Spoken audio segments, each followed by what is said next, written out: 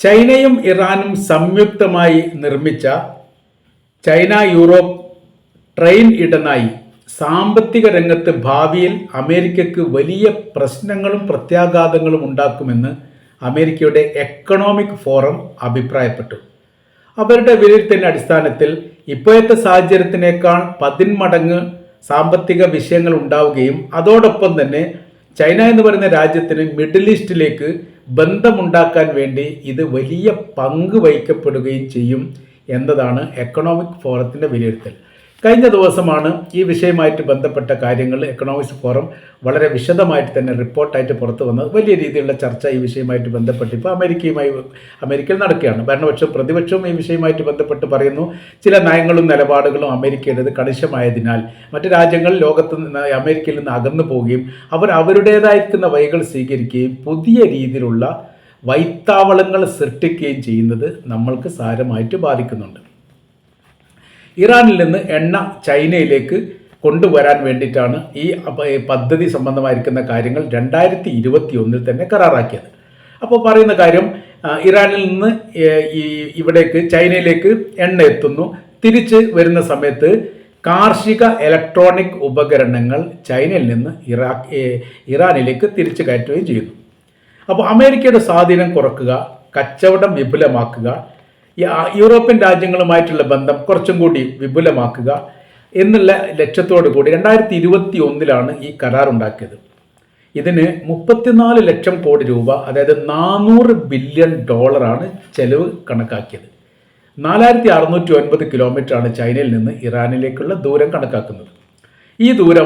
ഈ ദൂരത്തെ പറ്റി പറയുന്നത്, കടൽ മാർഗം 30 ദിവസമെങ്കിലും വേണം ചൈനയിൽ നിന്ന് ഒരു കപ്പൽ ഇറാനിലെത്താൻ. അങ്ങനെ വരുന്ന സമയത്ത് ട്രെയിൻ മാർഗമാണെങ്കിൽ അത് പകുതിയായിട്ട് 15 ദിവസം മാത്രം മതി.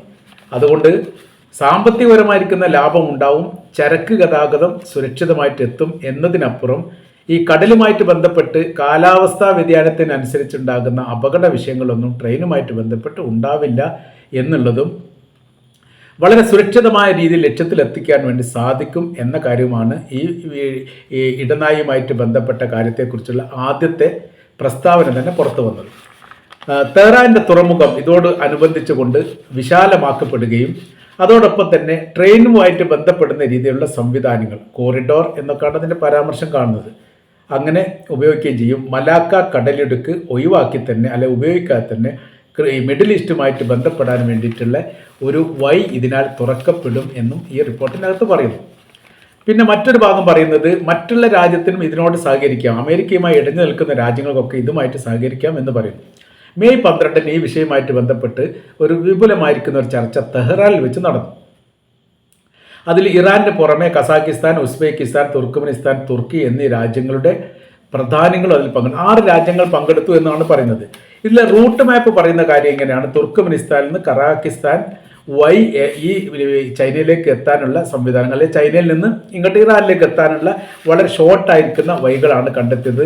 മാത്രമല്ല ഈ മേഖലയിൽ നിന്ന് മറ്റ് രാജ്യങ്ങളിലേക്ക് കണക്ഷൻ കൊടുത്തുകൊണ്ട് ഇതിൻ്റെ ട്രെയിൻ ഗതാഗത സംവിധാനങ്ങളൊക്കെ വിപുലമാക്കാൻ വേണ്ടിയിട്ടും ഏറെക്കുറെ തീരുമാനിച്ചിരിക്കുന്നു എന്ന തരത്തിലുള്ള വിവരമാണ് ഇപ്പോൾ പുറത്തു വരുന്നത്.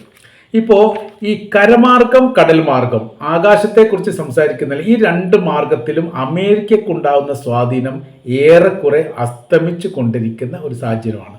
കരമാർഗം അവർ വിപുലമായിരിക്കുന്ന സംവിധാനത്തോടു കൂടിയാണ് പല രാജ്യങ്ങളുമായുള്ള ബന്ധത്തിൻ്റെ അടിസ്ഥാനത്തിൽ അമേരിക്കയുടെ താല്പര്യത്തിന് വിരുദ്ധമായിരിക്കുന്ന പ്രവൃത്തി ചെയ്യുമ്പോൾ ആ രാജ്യത്തിനകത്ത് ആഭ്യന്തര പ്രശ്നങ്ങളോ അല്ലെങ്കിൽ വിമത പക്ഷങ്ങൾ കൊണ്ട് ഭരണത്തിനെതിരെ പ്രശ്നങ്ങൾ ഉണ്ടാക്കിക്കുകയോ ചെയ്യുക എന്നുള്ളത് സാധാരണഗതിയിൽ അമേരിക്ക ചെയ്യാറുള്ളതാണ്.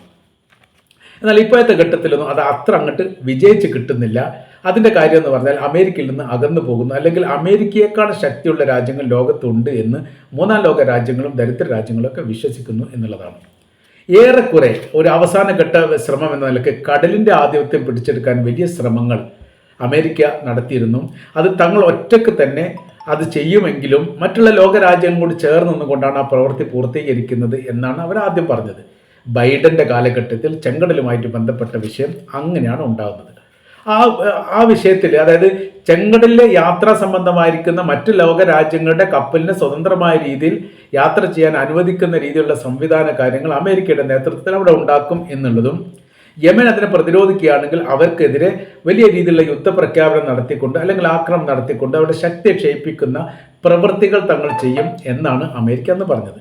പക്ഷേ എവിടെയും വിജയിച്ചിട്ടില്ല. അവർ ഏകദേശം 1.5 വർഷത്തോളം, 1 വർഷവും ചില്ലറ മാസവുമാണ് അതിൽ പറയുന്നത്. അത്രയും കാലം അമേരിക്കയും യമനുമായി മുഖാമുഖം ഏറ്റുമുട്ടി എവിടെയും വിജയിക്കാത്തൊരു സാഹചര്യം വന്ന് അവർ പരാജയപ്പെട്ടതിൻ്റെ അടിസ്ഥാനത്തിൽ വെടിനിർത്തൽ കരാറുണ്ടാക്കി. അങ്ങനെ അമേരിക്കയുടെ കപ്പലിനെ മാത്രം ആക്രമിക്കില്ലെന്ന് യമനും, യമൻ്റെ അകത്ത് കയറിയിട്ട് അമേരിക്ക ആക്രമണം നടത്തില്ലെന്ന് അവരും തമ്മിൽ പരസ്പര 2 രാജ്യങ്ങൾ തമ്മിൽ മാത്രമുള്ള ഒരു ഡീലിംഗ് ഉണ്ടാക്കി. അതോടുകൂടി എന്തായി, മറ്റുള്ള കപ്പലിനെ ആക്രമിക്കാൻ വേണ്ടിയിട്ട് അമേരിക്ക അനുവാദം നൽകിയിരിക്കുന്നു എന്ന തരത്തിലേക്ക് കാര്യങ്ങൾ പോവുകയും പിന്നീട് പൂർണ്ണമായിരിക്കുന്ന ചെങ്കടലിലെ നിയന്ത്രണം യമൻ ഏറ്റെടുക്കുകയും ചെയ്തു. ഇതാണ് സ്ഥിതി. അപ്പോൾ ഈ മേഖലയിലുള്ള ആധിപത്യം ഉണ്ടാക്കാൻ വേണ്ടി അമേരിക്ക ശ്രമിച്ച സമയത്ത് ചെങ്കടലിൻ്റെ അതിരുമായിട്ട് പങ്കിടുന്ന എല്ലാ രാജ്യങ്ങളോടും തങ്ങളുമായിട്ട് സഹകരിക്കണമെന്ന് അവർ ആവശ്യപ്പെട്ടിരുന്നു. ഒരു രാജ്യം സമ്മതിച്ചിട്ടില്ല എന്ന് മാത്രമല്ല, യമനുമായിട്ട് യുദ്ധത്തിന് നിങ്ങൾ ചെയ്യുന്നത് ഗുണപരമായിരിക്കുന്ന രീതിയിൽ ഭവിക്കുകയില്ല എന്ന് ആദ്യം അമേരിക്കയോട് പറഞ്ഞത് സൗദി അറേബ്യയാണ്. ഫലം അങ്ങനെ തന്നെ അത് ഈ ഫലത്തിൽ വന്നു എന്ന് മാത്രമല്ല, ആ യുദ്ധത്തിൽ അമേരിക്കക്ക് ജയിക്കാൻ പറ്റാത്ത സ്ഥിതിയും വന്നു. പിന്നീടാണ് കരമാർഗവുമായിട്ട് ബന്ധപ്പെട്ട കാര്യത്തിലേക്ക് ലോകരാജ്യം, അതായത് ഏറെക്കുറെ ചെങ്കടലുമായി ബന്ധപ്പെട്ട കാര്യത്തിൽ അമേരിക്കയുടെ തോൽവി അവർ തന്നെ സ്ഥിരീകരിക്കപ്പെട്ടതാണ്. പിന്നെ നമ്മൾ അതിൽ പ്രത്യേകിച്ച് പറയേണ്ട കാര്യമൊന്നും ഇല്ല എന്നാണ് ലോകത്തിൻ്റെ അഭിപ്രായം. അവരുടെ പരാജയം ഏറെക്കുറെ പൂർണ്ണമായി. അതുകൊണ്ട് തന്നെ അത് വലിയ രീതിയിലുള്ള ഇടപെടലുകൾ മറ്റ് ലോക രാജ്യങ്ങൾക്ക് നടത്താനുള്ള ധൈര്യക്കുറവ് അമേരിക്കക്കുണ്ടായി. അതുകൊണ്ടാണ് ഇറാനുമായിട്ട് ബന്ധപ്പെട്ട വിഷയത്തിൽ സമാധാന ചർച്ചയാവാം, വീണ്ടും ആവാം, 6ാമത്തെ തവണ ഇപ്പോൾ ചർച്ച നടത്തുന്നത്. ഇറാൻ പോലെയുള്ള ശത്രുവായിരിക്കുന്ന ഒരു രാജ്യവുമായിട്ട് അമേരിക്ക ചർച്ച നടത്തുക എന്ന് പറഞ്ഞാൽ ചരിത്രത്തിൽ അപൂർവമായിട്ട് മാത്രം ഉണ്ടാകുന്ന കാര്യമാണ്.